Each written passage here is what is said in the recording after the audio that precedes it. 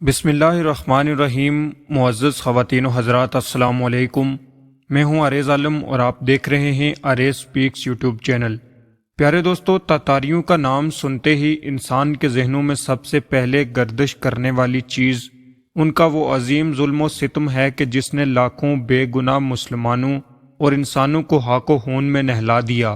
لیکن کچھ ایسے بھی لوگ گزرے ہیں جنہوں نے جواں مردی اور ہمت سے تاتاریوں کا مقابلہ کیا اور پھر تاریخ نے ان کو ہمیشہ کے لیے اپنے سینے میں محفوظ کر لیا۔ آج کی اس ویڈیو میں ہم آپ کے ساتھ ایسے ہی ایک بہادر شخص کا خوبصورت واقعہ شیئر کرنے جا رہے ہیں، اس لیے آپ سے گزارش ہے کہ ہماری اس ویڈیو کو آخر تک ضرور دیکھیے۔ پیارے دوستو، سال 658 عیسوی کی ایک گرم صبح تھی۔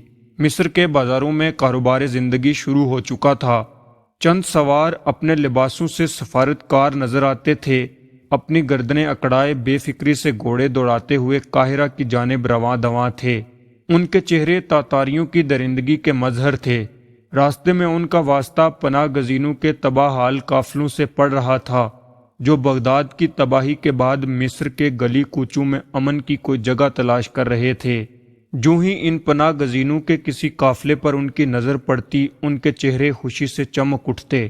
ان کے چہرے پر ایسی خوشی آتی جیسے درندے کو اپنے شکار کو زندگی اور موت کی کشمکش میں دیکھ کر خوشی ہوتی ہے۔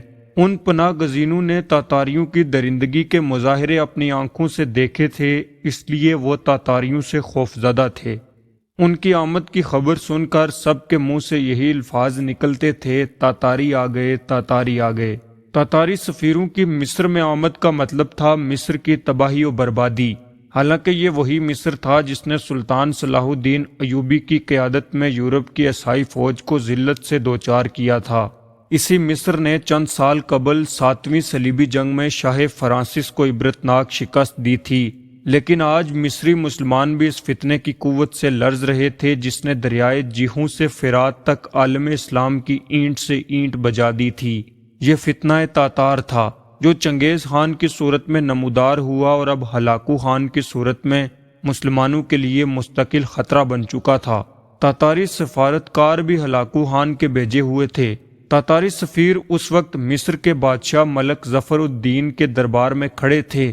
ان کا انداز ایسے تھا جیسے مصر ان کی جاگیر اور ملک مظفر ان کا غلام ہے۔ انہوں نے گستاخانہ انداز میں اپنے آقا ہلاکو خان کا خط ملک مظفر کے سامنے پھینک دیا۔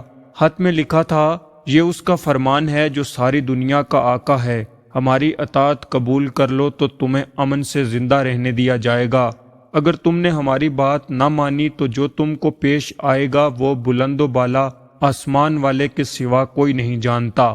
چند لمحے بعد سلطان نہایت نرم لہجے سے ان سفیروں سے مخاطب ہوا اور کہنے لگا، ہلاکو خان کا ہم نے کچھ نہیں بگاڑا، اسے ہم پر حملہ کرنے سے باز رہنا چاہیے۔ سلطان کے جواب میں تاتاری سفیروں کے بگڑے ہوئے چہرے مزید بگڑ گئے اور وہ نہایت بد تہذیبی سے بولے، تم نہایت خود سر اور ضدی حکمران ہو، تم ہم سے واقف نہیں ورنہ انکار نہ کرتے۔ سفیروں کا لہجہ سلطان کی برداشت سے باہر تھا۔ تم سفیر ہو تو سفیر ہی بن کر رہو، اپنا لہجہ درست رکھو اور ہمیں سبق نہ پڑھاؤ۔ سلطان کی آواز میں اب کافی غصہ امڑ آیا۔ سلطان کی بات سن کر تاتاری غصے میں چلانے لگے، تم ہماری بات نہیں مانو گے، ہماری طاقت و شجاعت کے افسانے شاید تم نے نہیں سنے۔ ان ایلچیوں کے گستاخانہ جواب سن کر مصر کے کئی امراء کا پیمانہ صبر سے لبریز ہو چکا تھا۔ خاموش پہلی صف میں بیٹھے ایک نوجوان امیر کی آواز سے دربار لرز اٹھا۔ اس کی تلوار میان سے باہر آ چکی تھی۔ اگر مجھے سلطان کا لحاظ نہ ہوتا تو اللہ کی قسم میں تمہاری گردنیں تمہارے در سے الگ کر دیتا۔ نوجوان کی آواز جوش اور غضب سے لرز رہی تھی۔ سلطان معظم، ان کا یہ رویہ سفارتی آداب کے منافی ہے۔ شاید ہلاکو خان نے اپنے سپاہیوں کو نہتے انسانوں کے قتل کے سوا کچھ نہیں سکھایا، ورنہ یہ اس طرح یہاں چلا نہ رہے ہوتے۔ مجھے اجازت دیں کہ ان کے سر کاٹ کر لاشیں قاہرہ کے چوکوں میں لٹکا دوں، تاکہ آئندہ ہلاکو اپنے سفیروں کو مصر بھیجتے وقت سفارتی آداب ضرور سکھائے۔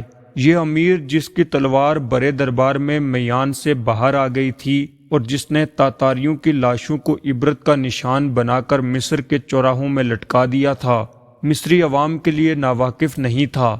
ابھی چند سال قبل منصورہ کے درمیان لڑی جانے والی 7ویں صلیبی جنگ میں اس نوجوان کی حیرت انگیز جنگی چالوں سے عیسائی لشکر کو عبرتناک شکست ہوئی تھی۔ منصورہ کا یہ مرد میدان، جس کا بچپن غلاموں کی منڈیوں میں بکتے ہوئے گزرا، اہل مصر کی دھڑکنوں میں بستا تھا۔ لوگ اسے امیر رکن الدین بیبرس کے نام سے جانتے تھے۔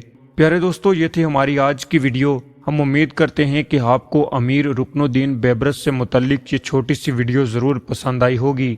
پسند آنے کی صورت میں اسے لائک کر کے اپنے دوستوں کے ساتھ شیئر کر دیجئے۔ مزید ایسی ہی ویڈیوز کے لیے ہمارے چینل کو سبسکرائب کر دیجئے۔ آپ سے ملاقات ہوتی ہے اسی طرح کی ایک اور نئی ویڈیو میں۔ تب تک کے لیے اللہ حافظ۔